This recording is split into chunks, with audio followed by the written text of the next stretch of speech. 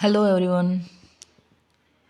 तो आज के टॉपिक में हम बात करेंगे डिसेबिलिटी के फील्ड में कुछ एक एक्ट हैं इंडिया में जो कि डिसेबिलिटी के सेक्टर में काम करते हैं। आज के टॉपिक में हम उसी बारे में बात करेंगे। तो हमारा जो फर्स्ट एक्ट है इंडिया लुनेसी एक्ट, ये आया था हमारा 1912 में 1912 में। तो ये जो एक्ट था हमारा, ये हैंडीकैप की फील्ड में पहला एक्ट था।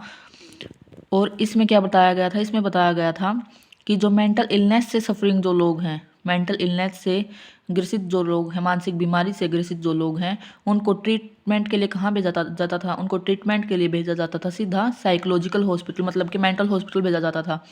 अब मेंटल हॉस्पिटल में तो मेंटल इलनेस वाले लोग नहीं जा सकते, क्योंकि मेंटल इलनेस जो है वो ठीक की जा सकती है।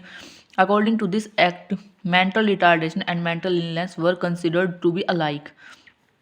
मतलब पहले लोगों को लगता था कि मेंटल इलनेस और मेंटल रिटार्डेशन एक ही तरह के होते हैं, इसलिए उनको मेंटल इलनेस वालों को भी रेफ़र किया जाता था साइकोलॉजिकल हॉस्पिटल में, ठीक है, और उनको एक जैसा देखते थे।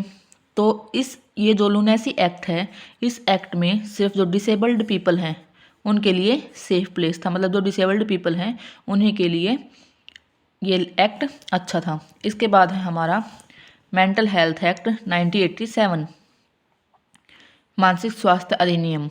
तो ये एक्ट क्या है? हमारा हेल्थ से रिलेटेड एक्ट है ये। इसमें क्या है? इसमें जो मेंटल पेशेंट है, it has been stated about mental जो पेशेंट हैं उनकी मेंटल हेल्थ का ये एक्ट है। और जो मेंटल पेशेंट हैं उनको ट्रीटमेंट देगी गवर्नमेंट। जितने भी मेंटल पेशेंट हैं उनका ट्रीटमेंट गवर्नमेंट करवाएगी, और साथ ही साथ उनको पेंशन ग्रांट करेगी, पेंशन देगी, उनको कुछ आशुतोषिक राशि भी देगी, और उनकी सारी जो है जिम्मेदारी वो गवर्नमेंट लेती है। मेंटल हेल्थ एक्ट के अकॉर्डिंग उनका जो भी हेल्थ के लिए जो भी काम है वो सब गवर्नमेंट के अंडर आते हैं। इसके बाद है हमारा RCI 1992, जो कि डिसेबिलिटी के सेक्टर में 1992 में आया था। रिहैबिलिटेशन काउंसिल ऑफ इंडिया, भारतीय पुनर्वास परिषद अधिनियम। तो जब 1981 था, उसके बाद ये सोचा गया था कि इंडिया में भी रिहैबिलिटेशन काउंसिल होना चाहिए।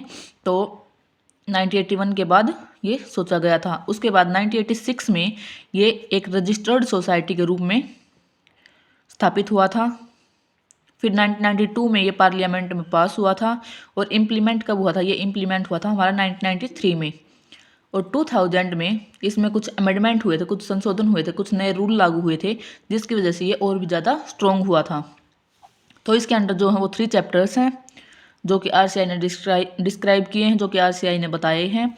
तो हमारा जो इसमें RCI क्या काम करता है? RCI करता है ये हमारा जो है RCI वो स्पेशल एजुकेशन के जो भी प्रोफेशनल्स हैं उनको रजिस्ट्रेशन देता है। मतलब स्पेशल एजुकेशन की फील्ड में जितने भी प्रोफेशनल्स हैं उनका रजिस्ट्रेशन करके उनको ये उनका रजिस्ट्रेशन करता है, और उनको इस काबिल करता है कि वो स्पेशल नीड के बच्चे हैं जो उनको संभाल सके और उनको पढ़ा सके, उनके लिए रजिस्टर्ड है। फिर आगे it also stipulates a syllabus and curriculum. तो ये स्पेशल एजुकेशन की फील्ड में जो प्रोफेशनल्स हैं उनकी ट्रेनिंग के लिए काम करता है, उनके लिए सिलेबस और करिकुलम भी RCI ही देखता है।